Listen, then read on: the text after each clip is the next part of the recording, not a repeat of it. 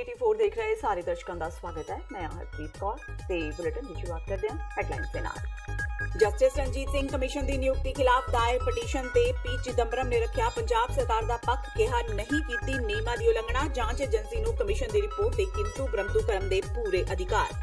सज्जन कुमार तो पहला supreme court पुजी जगदीश कौर, केवीएट दायर कर कहा सज्जन कुमार ते फैसला सुनाउण तो पहला उन्हां दा पक्ष जरूर जाणे अदालत। 1984 सिख कतलेआम विच कांग्रेसियां दी भूमिका ते सुखबीर बादल ते कैप्टन अमरिंदर सिंह दरमियान शब्दी जंग तेज। बादल ने कहा गांधी परिवार दोषी, कैप्टन दा जवाब बादल कर रहे ने 84 दे मुद्दे ते सियासत। डेरा प्रेमियां ते सिख संगत विचाले होए झगड़े दे मामले विच बलजीत सिंह दादूवाल बरी। 17 मई 2007 ਨੂੰ ਸੌਦਾ ਸਾਧ ਵੱਲੋਂ श्री गुरु गोबिंद सिंह जी ਦਾ ਰੂਪ ਧਾਰਨ ਕਰਕੇ डेरा प्रेमियां ते सिख संगत दरमियान होया सी टकराव। ਤੇ ਐਮਾਜ਼ਨ ਸਾਈਟ ਖਿਲਾਫ ਹੋਏ ਸਿੱਖ ਆਗੂ ਮਾਮਲਾ ਟਾਇਲਟ ਸੀਟ ਤੇ ਦਰਬਾਰ ਸਾਹਿਬ ਦੀ ਤਸਵੀਰ ਲਗਾਉਣ ਦਾ ਜਲੰਧਰ ਸਥਿਤ ਐਮਾਜ਼ਨ ਦੇ ਦਫ਼ਤਰ ਨੂੰ ਕਰਵਾਇਆ ਬੰਦ। ਤੇ ਹੁਣ ਇਹਨਾਂ ਖਬਰਾਂ ਦਾ ਵਿਸਥਾਰ। ਪੰਜਾਬ ਤੇ ਹਰਿਆਣਾ ਹਾਈ ਕੋਰਟ ਵਿੱਚ ਅੱਜ ਜਸਟਿਸ ਰਣਜੀਤ ਸਿੰਘ ਕਮਿਸ਼ਨ ਦੀ ਨਿਯੁਕਤੀ ਖਿਲਾਫ ਦਾਇਰ ਪਟੀਸ਼ਨ ਤੇ ਪੰਜਾਬ ਸਰਕਾਰ ਵੱਲੋਂ ਸਾਬਕਾ ਵਿੱਤ ਮੰਤਰੀ ਪੀ ਚਿਦੰਬਰਮ ਨੇ ਆਪਣਾ ਪੱਖ ਰੱਖਿਆ। 3 ਘੰਟੇ ਤੱਕ ਚੱਲੀ ਬਹਿਸ ਦੌਰਾਨ ਹਾਈ ਕੋਰਟ ਨੇ ਪੰਜਾਬ ਸਰਕਾਰ ਵੱਲੋਂ ਨਿਯੁਕਤ ਕੀਤੇ ਜਸਟਿਸ ਰਣਜੀਤ ਸਿੰਘ ਕਮਿਸ਼ਨ ਉੱਤੇ ਕਈ ਸਵਾਲ ਖੜੇ ਕੀਤੇ। ਅਦਾਲਤ ਨੇ ਜਸਟਿਸ ਰਣਜੀਤ ਸਿੰਘ ਕਮਿਸ਼ਨ ਦੀ ਰਿਪੋਰਟ ਪੜ੍ਹਨ ਤੋਂ ਬਾਅਦ ਸਵਾਲ ਕੀਤਾ ਸੀ ਕਿ ਕਮਿਸ਼ਨ ਨੇ ਕਿਸ ਹੱਕ ਨਾਲ ਤਫਤੀਸ਼ੀ ਏਜੰਸੀ ਨੂੰ ਦਿਸ਼ਾ ਦਿਖਾਈ। ਅਦਾਲਤ ਨੇ ਸਰਕਾਰ ਨੂੰ ਇਹ ਸਵਾਲ ਜਸਟਿਸ ਰਣਜੀਤ ਸਿੰਘ ਕਮਿਸ਼ਨ ਵੱਲੋਂ ਪੁਲਿਸ ਅਫਸਰਾਂ ਖਿਲਾਫ ਕਾਰਵਾਈ ਦੀ ਸਿਫਾਰਿਸ਼ ਕਰਨ ਤੋਂ ਬਾਅਦ ਕੀਤਾ। ਹੁਣ ਇਸ ਦੇ ਜਵਾਬ ਵਿੱਚ ਪੀ ਚਿਦੰਬਰਮ ਨੇ ਅਦਾਲਤ ਨੂੰ ਇਹ ਦੱਸਣ ਦੀ ਕੋਸ਼ਿਸ਼ ਕੀਤੀ ਕਿ ਜਸਟਿਸ ਰਣਜੀਤ ਸਿੰਘ ਕਮਿਸ਼ਨ ਦੀ ਰਿਪੋਰਟ ਵਿੱਚ ਜੋ ਤੱਥ ਸਾਹਮਣੇ ਆਏ ਉਸ ਨੂੰ ਤਫਤੀਸ਼ੀ ਏਜੰਸੀ ਆਪਣੇ ਮੁਤਾਬਕ ਅੱਗੇ ਲੈ ਕੇ ਜਾਏਗੀ।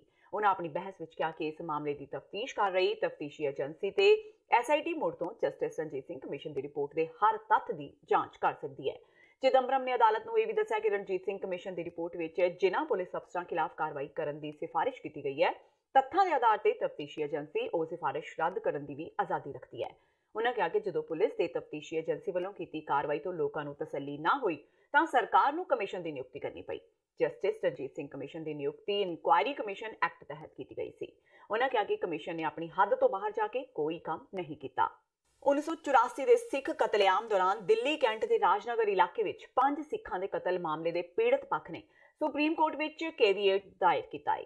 ਇਸ ਅਰਜ਼ੀ ਵਿੱਚ ਪੀੜਤ ਪੱਖ ਨੇ ਮੰਗ ਕੀਤੀ ਹੈ ਕਿ ਜੇ ਸੱਜਣ ਕੁਮਾਰ ਦਿੱਲੀ ਹਾਈ ਕੋਰਟ ਤੋਂ ਮਿਲੀ ਉਮਰ ਕੈਦ ਦੀ ਸਜ਼ਾ ਖਿਲਾਫ ਸੁਪਰੀਮ ਕੋਰਟ ਵਿੱਚ ਅਰਜ਼ੀ ਦਾਇਰ ਕਰਦਾ ਹੈ ਤਾਂ ਅਦਾਲਤ ਕਿਸੇ ਨਤੀਜੇ ਤੇ ਪਹੁੰਚਣ ਤੋਂ ਪਹਿਲਾਂ ਉਹਨਾਂ ਦਾ ਪੱਖ ਜ਼ਰੂਰ ਜਾਣੇ।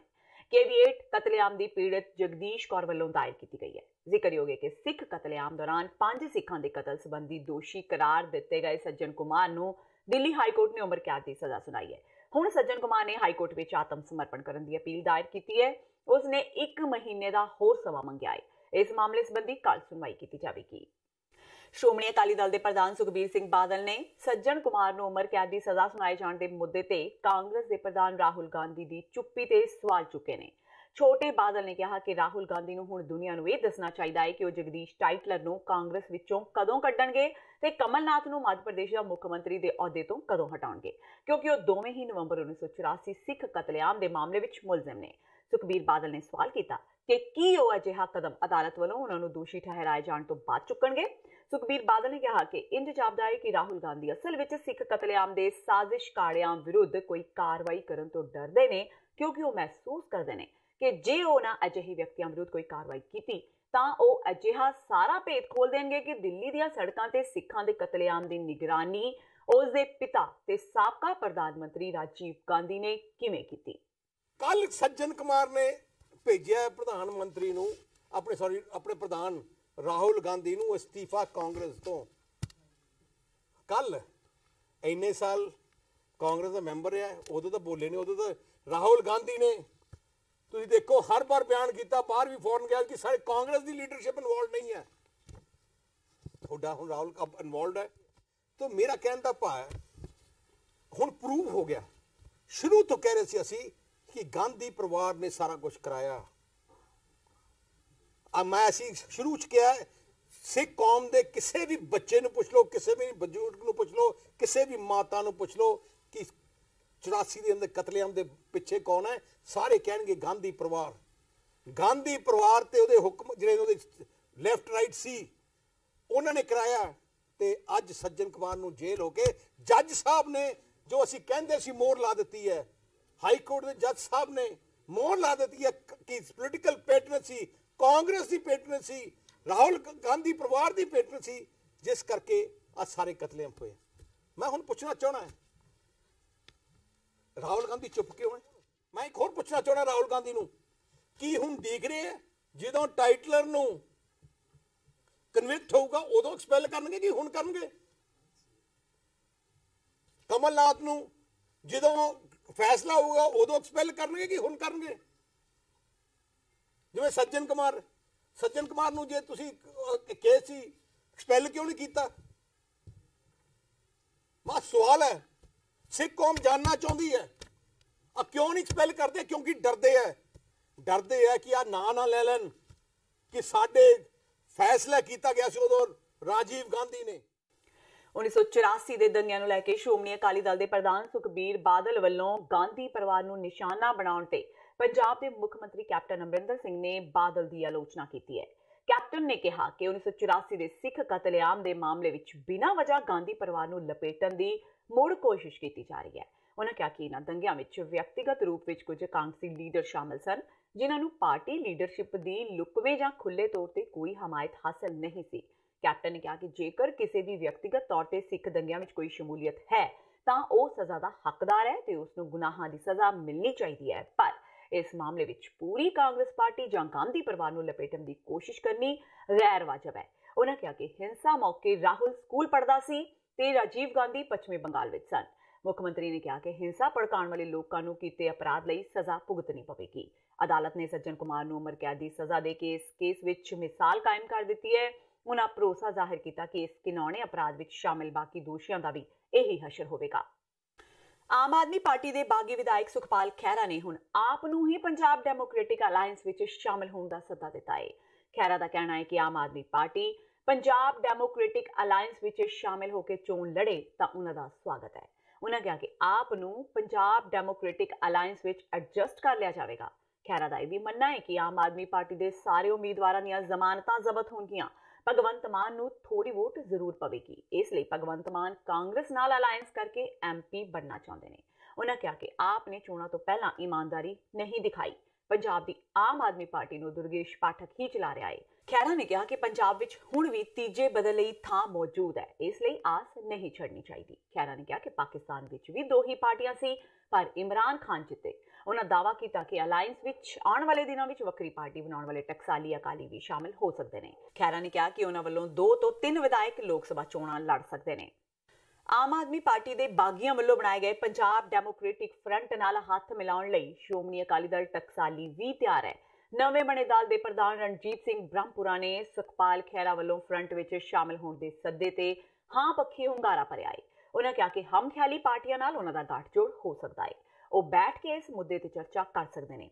ਸੰਭਵ ਹੋਇਆ ਤਾਂ ਇਹ ਫਰੰਟ ਇਕੱਠੇ ਹੋ ਕੇ ਲੋਕ ਸਭਾ ਚੋਣਾਂ ਵੀ ਲੜ ਸਕਦਾ ਹੈ। ਟਕਸਾਲੀ ਅਕਾਲੀ ਦਲ ਦੇ ਪ੍ਰਧਾਨ ਬ੍ਰਹਮਪੁਰਾ ਨੇ ਇਹ ਵੀ ਆਖਿਆ ਕਿ ਉਹਨਾਂ ਦੀ ਸੁਖਪਾਲ ਖਹਿਰਾ ਨਾਲ ਮੀਟਿੰਗ ਹੋਈ ਸੀ, ਉਸ ਵੇਲੇ ਟਕਸਾਲੀ ਅਕਾਲੀ ਦਲ ਦਾ ਗਠਨ ਨਹੀਂ ਹੋਇਆ ਸੀ। ਡੇਰਾ ਪ੍ਰੇਮੀਆਂ ਤੇ ਸਿੱਖ ਸੰਗਤ ਵਿਚਾਲੇ ਹੋਏ ਝਗੜੇ ਦੇ ਮਾਮਲੇ ਵਿੱਚ ਸਿਰਸਾ ਦੀ ਅਦਾਲਤ ਨੇ ਮੁਤਵਾਜ਼ੀ ਜਥੇਦਾਰ ਭਾਈ ਬਲਜੀਤ ਸਿੰਘ ਦਾਦੂਵਾਲ ਸਮੇਤ 15 ਸਿੱਖਾਂ ਨੂੰ ਬਾਇੱਜ਼ਤ ਬਰੀ ਕਰ ਦਿੱਤਾ ਹੈ। ਸਿੱਖ ਸੰਗਤ ਤੇ ਡੇਰਾ ਪ੍ਰੇਮੀਆਂ ਵਿਚਕਾਰ ਝਗੜਾ ਸਾਲ 2007 ਵਿੱਚ ਪਿੰਡ ਕੋਕਿਆਂਵਾਲੀ ਵਿੱਚ ਹੋਇਆ ਸੀ।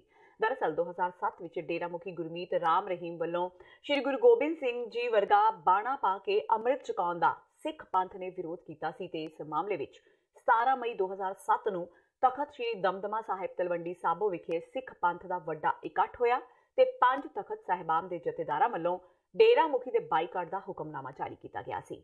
16 ਜੁਲਾਈ 2007 ਨੂੰ ਡੇਰਾ ਮੁਖੀ ਗੁਰਮੀਤ ਰਾਮ ਰਹੀਮ ਦੇ ਪਿੰਡ ਕੋਕਿਆਂਵਾਲੀ ਜ਼ਿਲ੍ਹਾ ਸਿਰਸਾ ਵਿੱਚ ਪੁੱਜਣ ਤੇ ਸਿੱਖ ਸੰਗਤ ਵੱਲੋਂ ਘਿਰਾਓ ਕੀਤਾ ਗਿਆ ਸੀ, ਜਿਸ ਦੌਰਾਨ ਦੋਵਾਂ ਧਿਰਾਂ ਵਿੱਚ ਹੋਈ ਟੱਕਰ ਵਿੱਚ ਕਈ ਵਿਅਕਤੀ ਫੱਟੜ ਹੋ ਗਏ ਸਨ। ਇਸ ਮਾਮਲੇ ਵਿੱਚ ਜਥੇਦਾਰ ਬਲਜੀਤ ਸਿੰਘ ਦਾਦੂਵਾਲ ਸਮੇਤ 15 ਸਿੱਖਾਂ ਖਿਲਾਫ ਪਰਚਾ ਦਰਜ ਕੀਤਾ ਗਿਆ ਸੀ। 11 ਸਾਲ ਚੱਲੇ ਇਸ ਕੇਸ ਵਿੱਚ ਅੱਜ ਜਥੇਦਾਰ ਦਾਦੂਵਾਲ ਸਮੇਤ ਸਾਰੇ ਸਿੱਖਾਂ ਨੂੰ ਐਡੀਸ਼ਨਲ ਸੈਸ਼ਨ ਜੱਜ ਜਰਨੈਲ ਸਿੰਘ ਦੀ ਅਦਾਲਤ ਵੱਲੋਂ ਬਰੀ ਕਰ ਦਿੱਤਾ ਗਿਆ।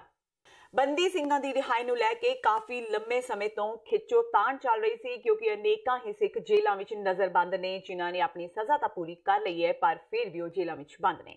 ਬੀਤੇ ਸਮੇਂ ਬਰਗਾੜੀ ਮੋਰਚੇ ਮੌਕੇ ਸਿੱਖ ਸੰਗਤਾਂ ਨੇ ਪੰਜਾਬ ਸਰਕਾਰ ਤੋਂ ਮੰਗ ਕੀਤੀ ਸੀ ਕਿ ਬੰਦੀ ਸਿੰਘਾਂ ਨੂੰ ਰਿਹਾ ਕੀਤਾ ਜਾਵੇ, ਜਿਸ ਤਹਿਤ ਨਾਭਾ ਦੀ ਸਿਕਿਉਰਿਟੀ ਜੇਲ੍ਹ ਵਿੱਚ ਨਜ਼ਰਬੰਦ ਭਾਈ ਦਿਲਬਾਗ ਸਿੰਘ ਨੂੰ ਪੰਜਾਬ ਸਰਕਾਰ ਦੇ ਹੁਕਮਾਂ ਤਹਿਤ ਰਿਹਾ ਕਰ ਦਿੱਤਾ ਗਿਆ।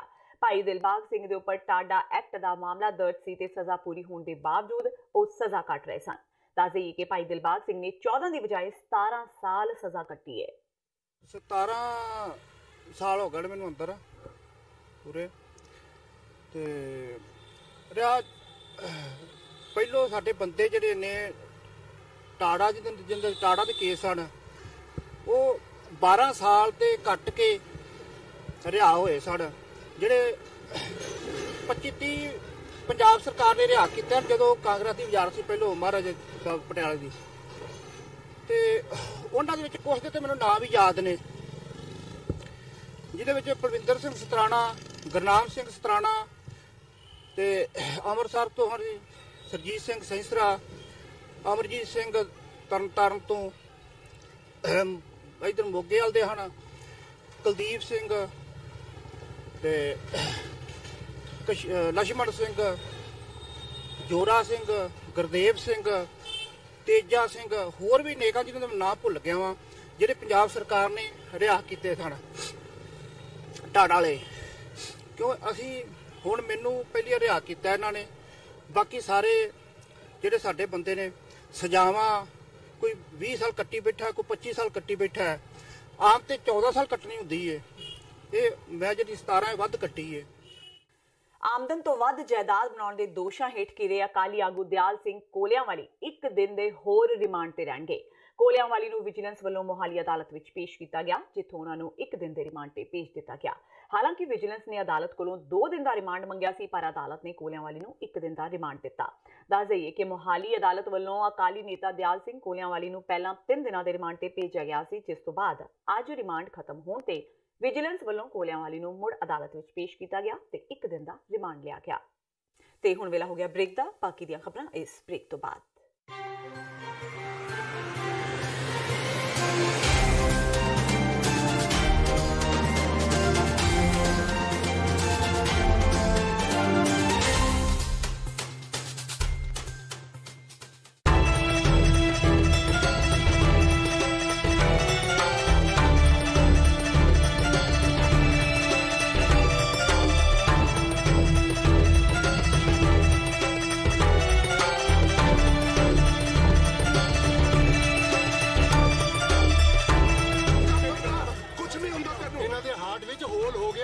ਪੰਜਾਬੀ ਚ ਦੱਸੋ ਜੀ, ਨਹੀਂ ਤਾਂ ਸਾਡੇ ਤੋਂ ਇਲਾਜ ਨਹੀਂ ਕਰਾਇਆ ਜਾਣਾ। ਉਹ ਭਾਈ ਜਾਨ, ਤੁਹਾਨੂੰ ਕਿਹਨੇ ਕਹਿਤਾ ਕਿ ਬਾਹਰ ਪੜ੍ਹਿਆ ਲਿਖਿਆ ਦੀ ਲੋੜ ਹੈ? ਅੰਗਰੇਜ਼ ਤੇ ਆਪ ਬੜੇ ਪੜ੍ਹੇ ਲਿਖੇ। ਕਦੇ ਕੋਈ ਅੰਗਰੇਜ਼ ਤੁਸੀਂ ਅੰਗਰੇਜ਼ੀ ਤੋਂ ਘੱਟ ਗੱਲ ਕਰਦਾ ਸੁਣੋ?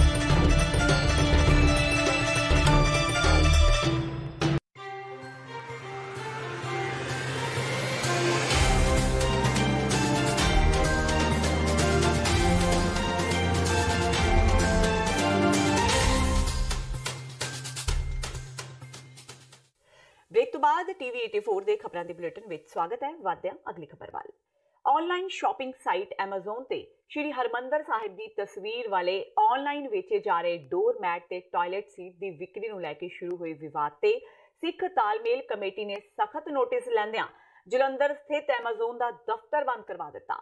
ਅੱਜ ਸਵੇਰੇ ਐਮਾਜ਼ੋਨ ਖਿਲਾਫ ਧਾਰਮਿਕ ਭਾਵਨਾਵਾਂ ਨੂੰ ਠੇਸ ਪਹੁੰਚਾਉਣ ਦੀ ਸ਼ਿਕਾਇਤ ਦਰਜ ਕਰਵਾਈ ਗਈ, ਪਰ ਕੋਈ ਕਾਰਵਾਈ ਨਾ ਹੁੰਦੀ ਦੇਖ ਰੋਜ਼ ਵਜੋਂ ਸਿੱਖ ਸੰਗਤ ਵੱਲੋਂ ਥਾਣੇ ਦਾ ਘਿਰਾਓ ਕੀਤਾ ਗਿਆ ਤੇ ਐਮਾਜ਼ੋਨ ਦਾ ਦਫ਼ਤਰ ਬੰਦ ਕਰਵਾ ਦਿੱਤਾ ਗਿਆ। ਗੁੱਸਾਏ ਸਿੱਖ ਆਗੂਆਂ ਨੇ ਕਿਹਾ ਕਿ ਐਮਾਜ਼ੋਨ ਦੀ ਇਸ ਗਲਤੀ ਕਰਕੇ ਸਿੱਖਾਂ ਦੀਆਂ ਭਾਵਨਾਵਾਂ ਨੂੰ ਠੇਸ ਪਹੁੰਚੀ ਹੈ, ਜਿਸ ਨੂੰ ਲੈ ਕੇ ਐਮਾਜ਼ੋਨ ਖਿਲਾਫ FIR ਦਰਜ ਕੀਤੀ ਜਾਵੇ। ਕੱਲ ਇੱਕ ਫੋਟੋ ਸੋਸ਼ਲ ਮੀਡੀਆ ਤੇ ਵਾਇਰਲ ਹੋਈ ਸੀਗੀ, ਜਿਹਦੇ ਟਾਇਲਟ ਦੇ ਉੱਤੇ ਥੱਲੇ ਦਰਬਾਰ ਸਾਹਿਬ ਦੀ ਫੋਟੋ ਬਣਾ ਕੇ ਮੈਟ ਜਿਹਾ ਵਿਛਾਇਆ ਗਿਆ ਸੀਗਾ। ਉਹ ਸਾਡੇ ਸਿੱਖ ਭਾਵਨਾ ਨੂੰ ਭੜਕਾਇਆ ਗਿਆ। ਇਸ ਚੀਜ਼ ਕਰਕੇ ਅਸੀਂ ਐਮਾਜ਼ੋਨ ਦਫ਼ਤਰ ਇਹਨਾਂ ਨਾਲ ਆ ਕੇ ਇਹਨਾਂ ਦਫ਼ਤਰ ਬੰਦ ਕਰਾਇਆ ਤੇ ਪੁਲਿਸ ਨੇ ਕੰਪਲੇਂਟ ਦਿੱਤੀ ਹੈ ਕਿ ਇਹਨਾਂ ਦੇ ਖਿਲਾਫ ਪਰਚਾ ਦਰਜ ਕਰਕੇ ਸਖਤ ਕਾਰਵਾਈ ਕੀਤੀ ਜਾਵੇ। ਐਮਾਜ਼ੋਨ ਵਾਲਾ ਮਾਮਲਾ ਇਹ ਹੀ ਵੀ ਜਿਹੜੀ ਫਲਸ਼ ਵਿੱਚ ਸੀਟ ਲੱਗਦੀ ਆ ਉਹ ਤੇ ਉਹਨਾਂ ਦਾ ਫਲੋਰ ਜਿਹੜੀ ਥੱਲੇ ਟੈਲਾਂ ਵਿੱਚ ਹੁੰਦੇ ਆ ਉਹਨਾਂ ਦੇ ਉੱਤੇ ਦਰਬਾਰ ਸਾਹਿਬ ਦੀ ਫੋਟੋ ਛਾਪੀ ਸੀ ਤੇ ਛਾਪ ਕੇ ਤੇ ਨੈਟ ਤੇ ਪਾਤੀ ਹੈ। ਨੈਟ ਤੇ ਪਾਉਣ ਤੋਂ ਉੱਤੇ ਉਹਨਾਂ ਨੇ ਰੋਸ ਵਜੋਂ ਸਿੱਖ ਭਾਵਨਾ ਦੀ ਉਹਨਾਂ ਨੇ ਇੱਕ ਦਰਖਾਸਤ ਦਿੱਤੀ ਅੱਜ, ਜਿਹਦੀ ਵੈਰੀਫਾਈ ਕਰ ਰਹੇ ਆ ਵੀ ਇਹ ਵਾਕਈ ਇਹਨਾਂ ਲੱਗੀਆਂ ਕਿ ਜਾਂ ਵੈਸੇ ਹੀ ਕਿਸੇ ਨੇ ਸ਼ਰਾਰਤ ਕੀਤੀ ਹੈ। ਇਨਕੁਆਇਰੀ ਕਰਨ ਤੋਂ ਬਾਅਦ ਹੀ ਅਗਲੇ ਕਾਰਵਾਈ ਅਮਲ ਚ। 2019 ਦੀਆਂ ਲੋਕ ਸਭਾ ਚੋਣਾਂ ਨੂੰ ਲੈ ਕੇ ਦੇਸ਼ ਦੇ ਪ੍ਰਧਾਨ ਮੰਤਰੀ ਨਰਿੰਦਰ ਮੋਦੀ 3 ਜਨਵਰੀ ਨੂੰ ਪੰਜਾਬ ਵਿੱਚ ਰੈਲੀ ਕਰਨਗੇ। ਪੰਜਾਬ ਭਾਜਪਾ ਦੇ ਪ੍ਰਧਾਨ ਸ਼ਵੇਤ ਮਲਿਕ ਮੁਤਾਬਕ ਇਹ ਰੈਲੀ ਗੁਰਦਾਸਪੁਰ ਵਿੱਚ ਸਥਿਤ ਪੁੱਡਾ ਗਰਾਊਂਡ ਵਿੱਚ ਕੀਤੀ ਜਾਵੇਗੀ। ਰੈਲੀ ਸਥਲ ਦਾ ਜਾਇਜ਼ਾ ਲੈਣ ਲਈ ਸ਼ਵੇਤ ਮਲਿਕ ਗੁਰਦਾਸਪੁਰ ਪਹੁੰਚੇ, ਜਿੱਥੇ ਪੱਤਰਕਾਰਾਂ ਨਾਲ ਗੱਲਬਾਤ ਕਰਦਿਆਂ ਮਲਿਕ ਵੱਲੋਂ ਪ੍ਰਧਾਨ ਮੰਤਰੀ ਨਰਿੰਦਰ ਮੋਦੀ ਵੱਲੋਂ ਪੰਜਾਬ ਲਈ ਕੀਤੇ ਕੰਮਾਂ ਦਾ ਗੁਣਗਾਨ ਵੀ ਕੀਤਾ ਗਿਆ। ਸ਼ਵੇਤ ਮਲਿਕ ਨੇ 84 ਸਿੱਖ ਕਤਲੇਆਮ ਲਈ ਕਾਂਗਰਸ ਨੂੰ ਜ਼ਿੰਮੇਵਾਰ ਠਹਿਰਾਉਂਦਿਆਂ ਰਾਹੁਲ ਗਾਂਧੀ ਤੇ ਜੰਮ ਕੇ ਨਿਸ਼ਾਨੇ ਸਾਧੇ। ਇਸ ਦੇ ਨਾਲ ਹੀ ਮਲਿਕ ਨੇ ਰਾਫੇਲ ਡੀਲ ਨੂੰ ਲੈ ਕੇ ਭਾਜਪਾ ਨੂੰ ਬਦਨਾਮ ਕਰਨ ਲਈ ਰਾਹੁਲ ਗਾਂਧੀ ਦੇ ਅਸਤੀਫੇ ਦੀ ਮੰਗ ਕੀਤੀ। एक महारैली होने वाली है पंजाब भाजपा की, जिहदे श्रोमणी अकाली दल भी नाल होएगा। कांग्रेस जिहड़ा एक झूठ का पर्दाफाश होया, राहुल गांधी कहंदे सी कि इस अत्याचार दे नाल साडा कोई लिंक नहीं कांग्रेस पार्टी का। अज कांग्रेस दे उस समय दे MP सज्जन कुमार जिहड़ा है वो आरोपी घोषित हो गए ने, कोर्ट ने उन्होंने सजा देती है। कांग्रेस ने षड्यंत्र किया सी बड़ा वड्डा राफेल ते, क्योंकि असी विकास करने कांग्रेस षड्यंत्र करती है। ਅੱਜ ਸੁਪਰੀਮ ਕੋਰਟ ਨੇ ਰਾਹੁਲ ਗਾਂਧੀ ਦੀ ਹਰ ਦਲੀਲ ਨੂੰ ਜਿਹੜਾ ਨਿਰਸਤ ਕੀਤਾ ਹੈ। ਸੁਪਰੀਮ ਕੋਰਟ ਨੇ ਕਿਹਾ ਹੈ ਕਿ ਜਿਹੜਾ ਪ੍ਰੋਸੀਜਰ ਸੀ ਰਾਫੇਲ ਵਿਮਾਨਾਂ ਦਾ ਉਹ ਪੂਰਾ ਫੋਲੋ ਕੀਤਾ ਗਿਆ। ਪਰਚੇਜ਼ ਦਾ ਪ੍ਰਾਈਸਿੰਗ ਜਿਹੜੀ ਸੀ ਉਹ ਵੀ ਬਿਲਕੁਲ ਠੀਕ ਸੀ। ਕਾਂਗਰਸ ਦੇ UPA ਦੀ ਜਿਹੜੀ ਕੋਟੇਸ਼ਨ ਸੀ ਉਸ ਤੋਂ 9% ਘੱਟ ਸੀ। ਸੋ ਭਾਰਤੀ ਜਨਤਾ ਪਾਰਟੀ ਰਾਹੁਲ ਗਾਂਧੀ ਤੋਂ ਅਸਤੀਫਾ ਵੀ ਮੰਗਦੀ ਹੈ ਔਰ ਨਾਲ ਉਹਨਾਂ ਰਾਹੁਲ ਗਾਂਧੀ ਨੂੰ ਜੋ ਉਹਨਾਂ ਨੇ ਧੂਮਿਲ ਕੀਤਾ ਸਾਡੀ देश की जनता, देश ਨੂੰ ਉਹਨਾਂ ਨੇ ਦੁਨੀਆ ਦੀ ਨਜ਼ਰਾਂ ਝੂਠੇ ਆਰੋਪ ਲਾ ਕੇ ਧੂਮਿਲ ਕੀਤਾ, ਤੁਰੰਤ ਮਾਫੀ ਮੰਗੇ। ਫਗਵਾੜਾ ਦੇ ਮੇਅਰ ਅਰੁਣ ਕੁਮਾਰ ਖੋਸਲਾ ਨੇ ਕੈਬਨਿਟ ਮੰਤਰੀ ਨਵਜੋਤ ਸਿੰਘ ਸਿੱਧੂ, ਨਿਗਮ ਦੇ ਕਮਿਸ਼ਨਰ ਸਮੇਤ ਕਈ ਕਾਉਂਸਲਰਾਂ ਉੱਤੇ ਉਹਨਾਂ ਦੇ ਕੰਮ ਵਿੱਚ ਦਖਲਅੰਦਾਜ਼ੀ ਕਰਨ ਨੂੰ ਲੈ ਕੇ ਹਾਈਕੋਰਟ ਵਿੱਚ ਪਟੀਸ਼ਨ ਪਾਈ ਹੈ। ਖੋਸਲਾ ਨੇ ਮੰਗ ਵਿੱਚ ਕਿਹਾ ਕਿ ਕਈ ਕਾਂਗਰਸੀ ਆਗੂ ਨਵਜੋਤ ਸਿੰਘ ਸਿੱਧੂ ਦੀ ਸ਼ੈਅ ਤੇ ਉਹਨਾਂ ਦੇ ਰਾਹ ਵਿੱਚ ਰੋੜਾ ਬਣ ਰਹੇ ਨੇ। ਖੋਸਲਾ ਨੇ ਕਿਹਾ ਕਿ ਸਿੱਧੂ ਨੇ ਅਸੰਵਿਧਾਨਕ ਕਮੇਟੀਆਂ ਦਾ ਗਠਨ ਕਰ ਉਹਨਾਂ ਦੇ ਕੰਮ ਵਿੱਚ ਦਖਲਅੰਦਾਜ਼ੀ ਕੀਤੀ ਹੈ। ਮੇਅਰ ਨੇ ਹਾਈਕੋਰਟ ਤੋਂ ਮੰਗ ਕੀਤੀ ਕਿ ਕਾਂਗਰਸੀ ਆਗੂਆਂ ਨੂੰ ਹਦਾਇਤ ਕੀਤੀ ਜਾਵੇ ਕਿ ਉਹ ਮੇਅਰ ਦੇ ਕੰਮ ਵਿੱਚ ਦਖਲਅੰਦਾਜ਼ੀ ਨਾ ਕਰਨ। ਹਾਈਕੋਰਟ ਨੇ ਮਾਮਲੇ ਦੀ ਸੁਣਵਾਈ ਦੇ ਬਾਅਦ ਨਵਜੋਤ ਸਿੰਘ ਸਿੱਧੂ, ਪੰਜਾਬ ਸਰਕਾਰ ਤੇ कई काउंसलरों को नोटिस जारी कर जवाब मांगा है। ये उनका गिला था कि ये गैर संवैधानिक कमेटियाँ बनाने का कोई काम नहीं। जो कमेटियाँ बनानी होती हैं वो म्यूनसिपल कॉर्पोरेशन में खुद बनानी होती है, मेयर ने बनानी होती हैं। और कुछ कमेटियाँ तो ऐसी हैं जिनका मेयर एक्स ऑफिशियो चेयरमैन होता है, वो दूसरा कोई बैठ ही नहीं सकता ऐसी कमेटी में। तो दूसरा मुद्दा उन्होंने ये उठाया था, और जो पहला मुद्दा उसमें उन्होंने ये डायरेक्शन मांगी है कि जो मंत्री जी हैं इनको रोका जाए कि आगे से ऐसी कमेटी ना बनाएं, और इस कमेटी की जो भी प्रोसीडिंग है सारी को खारिज किया जाए। ਸ਼੍ਰੋਮਣੀ ਅਕਾਲੀ ਦਲ ਬਾਦਲ ਨੇ ਰਾਜ ਸੂਚਨਾ ਕਮਿਸ਼ਨ ਵੱਲੋਂ ਪੰਚਾਇਤੀ ਚੋਣਾਂ ਸੰਬੰਧੀ ਜਾਰੀ ਕੀਤੇ ਮੁੱਢਲੇ ਅੰਕੜਿਆਂ ਉੱਤੇ ਸਵਾਲ ਚੁੱਕੇ ਨੇ। ਅਕਾਲੀ ਦਲ ਨੇ ਕਿਹਾ ਕਿ ਅੰਕੜਿਆਂ ਉੱਤੇ ਮੁੱਢਲੀ ਝਾਤ ਪਾਈ ਜਾਵੇ ਤਾਂ ਪੰਜਾਬ ਵਿੱਚ ਕਰਵਾਈਆਂ ਜਾ ਰਹੀਆਂ ਪੰਚਾਇਤੀ ਚੋਣਾਂ ਲੋਕਤੰਤਰੀ ਪ੍ਰਕਿਰਿਆ ਦਾ ਮਜ਼ਾਕ ਉਡਾਉਂਦੀਆਂ ਨਜ਼ਰ ਆ ਰਹੀਆਂ ਨੇ। ਇਸ ਸੰਬੰਧੀ ਰਾਜ ਚੋਣ ਕਮਿਸ਼ਨ ਨੂੰ ਲਿਖੀ ਇੱਕ ਚਿੱਠੀ ਵਿੱਚ ਅਕਾਲੀ ਦਲ ਦੇ ਸੀਨੀਅਰ ਮੀਤ ਪ੍ਰਧਾਨ ਤੇ ਸਾਬਕਾ ਮੰਤਰੀ ਡਾਕਟਰ ਦਲਜੀਤ ਸਿੰਘ ਚੀਮਾ ਨੇ ਕਿਹਾ ਕਿ ਪੰਜਾਬ ਭਰ ਵਿੱਚ ਸਰਪੰਚਾਂ ਦੀਆਂ 13,726 ਅਸਾਮੀਆਂ ਲਈ कुल 9700 उम्मीदवारों ने नामजदगी पत्र दाखिल किए। इस तो स्पष्ट है कि सरपंचों दी सैकड़े असामियां लई किसी भी उम्मीदवार ने कागज दाखिल नहीं किए। इस तरह पिंडां विच सब तो उच्चे अहुदे सरपंच वास्ते कोई मुकाबला ही नजर नहीं आ रहा। 30 दसंबर 2018 ਨੂੰ ਹੋਣ ਜਾ ਰਹੀਆਂ ਪੰਚਾਇਤੀ ਚੋਣਾਂ ਨੂੰ ਲੈ ਕੇ ਫਿਰੋਜ਼ਪੁਰ ਦੇ ਪਿੰਡ ਜਨੇਰ ਵਿੱਚ ਦੋ ਧਿਰਾਂ ਵਿਚਾਲੇ ਗੋਲੀ ਚੱਲਣ ਦਾ ਮਾਮਲਾ ਸਾਹਮਣੇ ਆਇਆ ਹੈ। ਦੋਵਾਂ ਧਿਰਾਂ ਵਿਚਕਾਰ ਹੋਏ ਇਸ ਲੜਾਈ ਝਗੜੇ ਵਿੱਚ ਇੱਕ ਔਰਤ ਤੇ ਇੱਕ ਵਿਅਕਤੀ ਗੰਭੀਰ ਰੂਪ ਵਿੱਚ ਜ਼ਖਮੀ ਹੋ ਗਏ, ਜਿਨ੍ਹਾਂ ਨੂੰ ਇਲਾਜ ਲਈ ਹਸਪਤਾਲ ਦਾਖਲ ਕਰਵਾਇਆ ਗਿਆ। ਜ਼ਖਮੀ ਹੋਏ ਵਿਅਕਤੀ ਦੀ ਪਛਾਣ ਸੁਖਵਿੰਦਰ ਸਿੰਘ ਵਜੋਂ ਹੋਈ ਹੈ। ਘਟਨਾ ਦੀ ਸੂਚਨਾ ਮਿਲਣ ਤੇ ਪਹੁੰਚੀ ਪੁਲਿਸ ਵੱਲੋਂ ਮਾਮਲੇ ਦੀ ਜਾਂਚ ਕੀਤੀ ਜਾ ਰਹੀ ਹੈ। ਅਸੀਂ ਜੀ ਕੱਲ ਨੋਮੀਨੇਸ਼ਨ ਸਰਪੰਚੀ ਦੇ ਜੀ ਕਾਗਜ਼ ਜਿਹੜੇ ਭਰੇ ਸੀਗੇ, ਉਹਦੇ ਕਰਕੇ ਈਰਖਾ ਵਿਰੋਧ ਈਰਖਾ ਜੀ ਰੰਜਿਸ਼ ਰੱਖ ਰਹੇ ਸੀਗੇ ਕਿ ਅਸੀਂ ਖੇਤ ਤੋਂ ਆ ਰਹੇ ਸੀ, ਮੈਂ ਤੇ ਮੇਰਾ ਚਾਚਾ ਜੀ ਟਰੈਕਟਰ ਤੇ ਖਾਦ ਪਾ ਕੇ ਖੇਤ ਨੂੰ, ਤੇ ਪਿੱਛੇ ਸਾਡੇ ਜਸਪਾਲ ਸਿੰਘ ਕਚਰਨ ਸਿੰਘ ਮੋਟਰਸਾਈਕਲ ਤੇ ਆ ਰਹੇ ਸੀਗੇ। ਇਹ ਫਾਰਮ ਪੋਲਟਰੀ ਫਾਰਮ ਦੇ ਬਰਾਬਰ ਅਸੀਂ ਜਦੋਂ ਇਹਨਾਂ ਦਾ ਪੋਲਟਰੀ ਫਾਰਮ 'ਚ ਉੱਥੇ ਆਏ ਤੇ ਸਾਰੇ 5 ਜਣੇ ਉੱਥੇ ਹੀ ਸੀਗੇ, ਦੂਜੇ ਵੀ ਮੌਜੂਦ ਉੱਥੇ ਹੀ ਸੀਗੇ। ਇਹਨਾਂ ਕਿਹਾ ਫਾਲੋ ਇਹਨਾਂ ਨੂੰ ਜਾਣ ਨਹੀਂ ਦੇਣਾ, ਲਿਆਓ ਡਾਂਗਾ ਫੜੋ।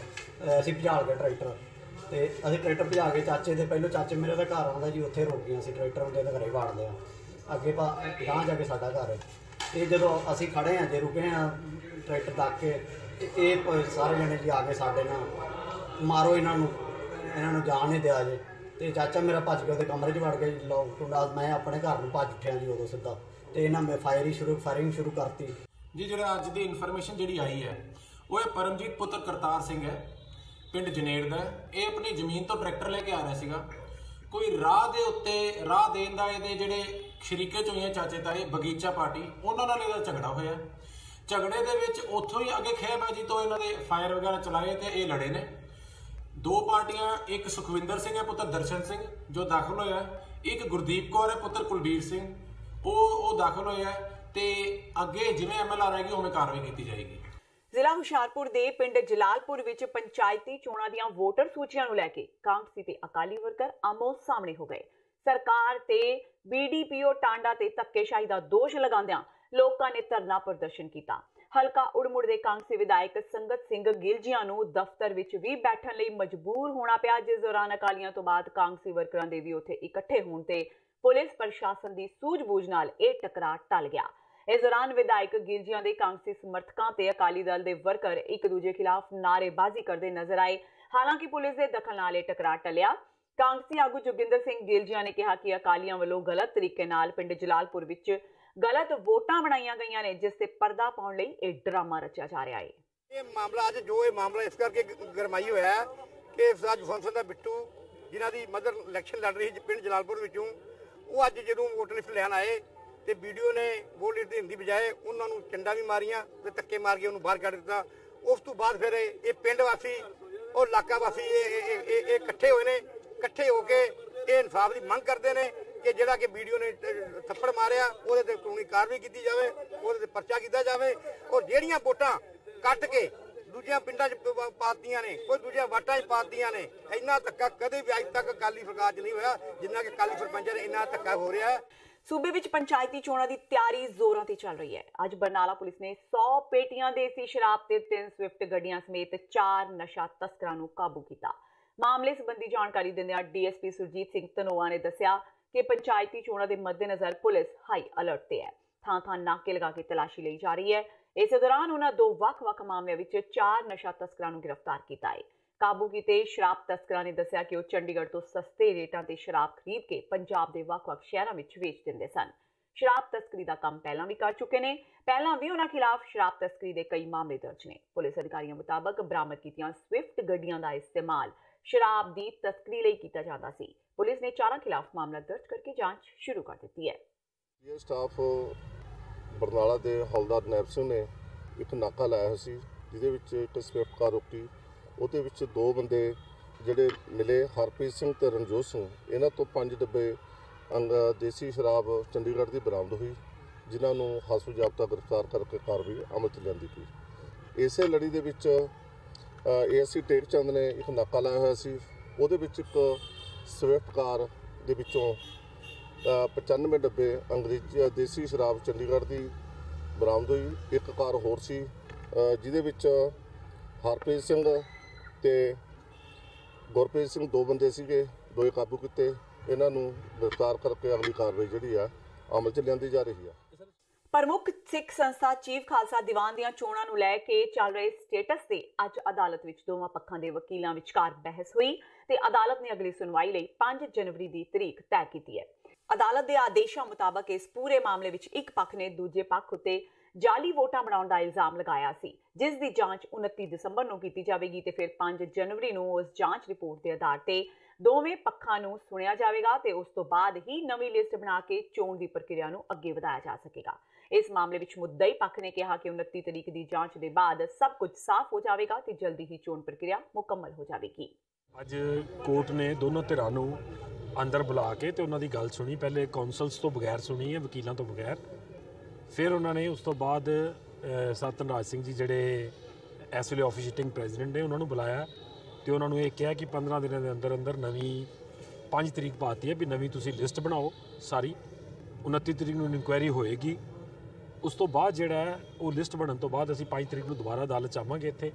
ਉਸ ਤੋਂ ਬਾਅਦ ਜਿਹੜੀਆਂ ਨੇ ਫਿਰ ਉਹ ਅਗਲੀਆਂ ਡੇਟਾਂ ਪੈਣਗੀਆਂ ਜਦੋਂ ਅਸੀਂ ਜਨਰਲ ਹਾਊਸ ਬੁਲਾਇਆ ਜਾਣਾ ਉਹਦੇ ਲਈ ਡੇਟ ਫਿਕਸ ਕਰਨ ਲਈ ਇਲੈਕਸ਼ਨ ਦੀ। ਉਸ ਤੋਂ ਬਾਅਦ ਫਿਰ ਜਿਹੜਾ ਹੈ ਉਹ ਡੇਟ ਫਿਕਸ ਹੋ ਕੇ ਤੇ ਇਲੈਕਸ਼ਨ ਹੋਏਗੀ। ਬਾਲੀਵੁੱਡ ਅਭਿਨੇਤਾ ਨਸੀਰੁਦੀਨ ਸ਼ਾਹ ਨੇ ਇੱਕ ਵੀਡੀਓ ਜਾਰੀ ਕੀਤਾ ਹੈ। ਇਸ ਵੀਡੀਓ ਵਿੱਚ ਉਹਨਾਂ ਕਿਹਾ ਕਿ ਅੱਜ ਦੇ ਭਾਰਤ ਵਿੱਚ ਉਹ ਆਪਣੇ ਬੱਚਿਆਂ ਨੂੰ ਲੈ ਕੇ ਬਹੁਤ ਡਰੇ ਹੋਏ ਨੇ। ਉਹਨਾਂ ਕਿਹਾ ਕਿ ਉਹਨਾਂ ਨੂੰ ਇਸ ਗੱਲ ਦਾ ਡਰ ਲੱਗਦਾ ਹੈ ਕਿ ਕਿਧਰੇ ਉਹਨਾਂ ਦੇ ਬੱਚਿਆਂ ਨੂੰ ਭੀੜ ਨਾ ਘੇਰ ਲਵੇ ਤੇ ਫਿਰ ਉਹਨਾਂ ਨੂੰ ਪੁੱਛੇ ਕਿ ਤੁਸੀਂ ਹਿੰਦੂ ਹੋ ਜਾਂ ਮੁਸਲਮਾਨ।